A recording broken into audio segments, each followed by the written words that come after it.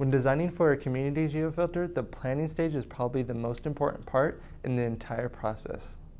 When choosing the location for your geofilter, you should try to find an area that a lot of people already go to, yet also has a limited supply of geofilters. If your city doesn't have a geofilter, then this is a perfect opportunity to create one for your entire city.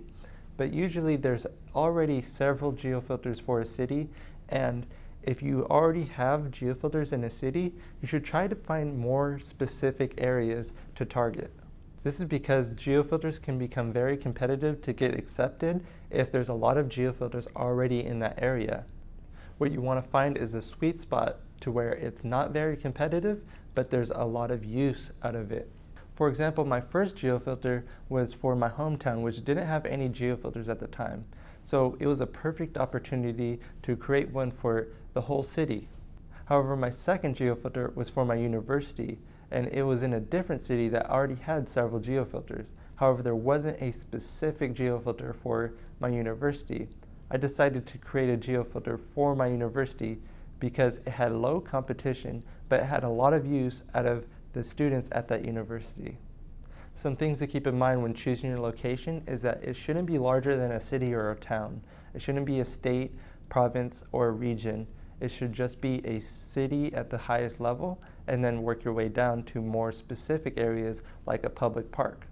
Also, the larger the area, the harder it is to be accepted. So if you're creating a geofilter for a complete city or a town, even if there's no competition, it may still be harder to get accepted.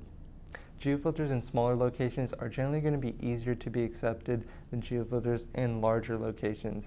And on top of that, geofilters in more specific locations are going to be more enticing for Snapchat users in that area to use that geofilter. This is because people want to associate to more specific locations than general locations. If they're in a public park, they're more likely going to use the geofilter in that park rather than the geofilter for the city.